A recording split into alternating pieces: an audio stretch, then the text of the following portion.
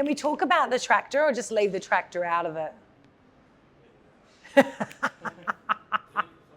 Can I talk about that we did it legally? Well, I can talk about that. So I've worked and lived in Indigenous communities for 18 years. So I lived in the Western Desert near Uluru in my early 20s, managing an art centre. I've lived in the Pilbara, and I spent a long stint in Fitzroy Crossing. And it was there working with artists, working with arts organisations, and it was there in the Kimberley that I was introduced to the idea of Killa, cattle, wild cattle rustling. So before that, I've eaten goanna, bush turkey. I've had the great pleasure of being out on country with many different senior custodians, eating, sharing on the fire, all kinds of animals. With Greek migrant history, we grew up with offal and tongue and brain. That was the way I was brought up.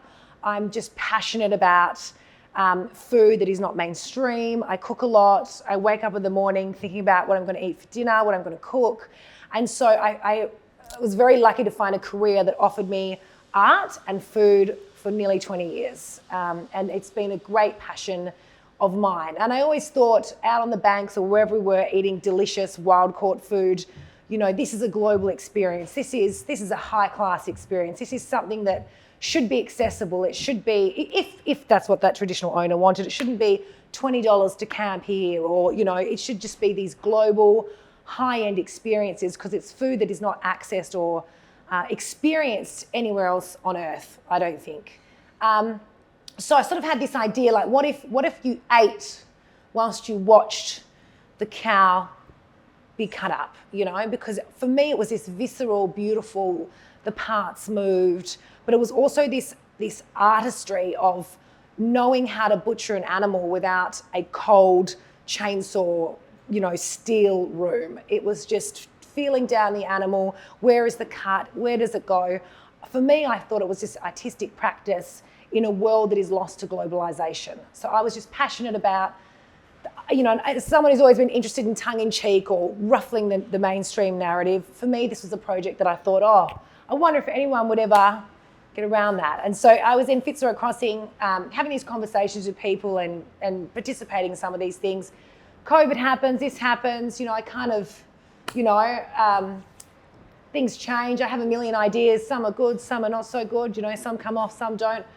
So when I was talking to the Perth Fest again, I've done a variety of different solos for Perth Festival with different remote artists. They brought back up Killa. So started to think about it, and Chad and I obviously friends as well. And he said, I did this for my honours project with Turtle. And so I thought, great, I can work. So we sort of changed. It was, from the sort of Fitzroy idea, it sort of went to the West Kimberley.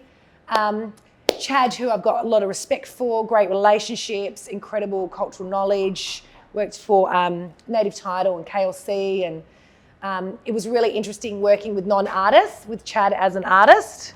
We've had 200 years of silence of Indigenous bush food, Now it's creeping into menus, which is amazing. But the UN statistic on that is that the industry is still less than 1% Indigenous. I've been really fortunate with Perth Fest that they have always accepted my sort of left of centre ideas and just believed that I'd be able to pull it off. So I did a solo called All Mixed Up with John Prince Sidden, which was my first Perth Festival project, and that was at the Fremantle Arts Centre.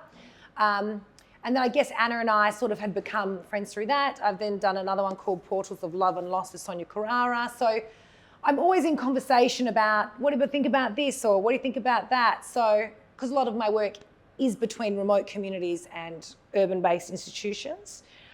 So originally when we were talking about it at Fremantle Arts Centre, that seemed like a good venue because it had a kitchen. It was always hard to place, and the possibility of burying a cow, which may or may not have happened, but it was an outdoor, it was an outdoor venue.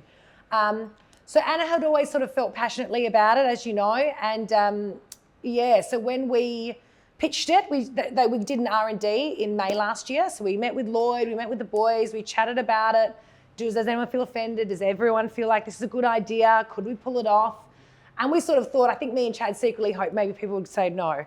And we'd be like, great idea, it's not feasible. But everyone said yes, and we thought, we're gonna have to do it. So everyone said yes, we cost out a budget, and I think it was very tough this time. Went through 1 round, 2 rounds. So we only really got confirmation and budget approval 2 weeks before the shoot. So, yeah, but then you think we could have had a year to plan it or 2 months to plan it. You know, you never know where people are in the Kimberley. Everyone's always hard to pin down. So I think maybe just the 2 weeks was maybe better.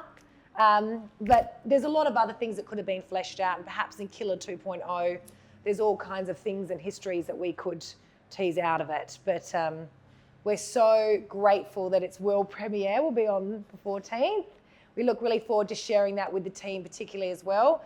And we hope that somebody thinks about funding it to go to Broome, which would be great, and have blow-up screens and actually do it on country, which I think, you know, Killa's always going to have a life of its own. We hope as a dining experience, it's a collaborative, participatory experience. I think what's really exciting about having it at the Rekka Bar is that you're a venue that have invested yourselves in doing performance, and performance that, you know, shakes the boundaries across all kinds of genres. And so for us, it was an exciting prospect because removed from a fine art gallery context, it is an experiential performance, really, and it's going to be more thought-provoking than what you'd see in a gallery space. The other thing that you'll see on the tables is it was always part of Killa to have artisanal wares, as well as supporting Indigenous suppliers in the Kimberley through the honey and the boab powder and things like that. Everything on the table has been made by artisans in the Kimberley. So we've got 45 metres of hand screen-printed fabric by Nugala Jandu, which is a women's centre in Broome. We've got one of the artists, Bolo, who sings the song in the video, has made a beautiful set of ilma, which are sacred dance implements, as well as pearl shell, boabs, coolamons. So we're going to have like essentially a bush shop within the experience, so that people, I think when they think of Aboriginal art, don't necessarily think of the rich kind of artefact cultural history embedded in portable objects, which to me was very linked to station history in that, you know, you could sell a boab and get fuel to go to A to B. So the kind of pre-Indigenous art movement in the Kimberley was really important, and it was really, you know, post, obviously cultural artefacts, but objects of aesthetic value were then traded. So I feel really, you know, really happy that there's going to be this selection of very interesting objects that also force people to think and extend their ideas of food, art, culture, and that Western people put those distinctions onto those categories.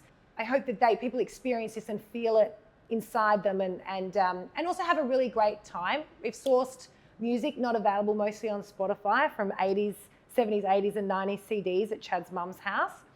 And we were listening yesterday, and there's joy and life and happiness in all aspects of the Kimberley, despite what is a very, you know, hard history.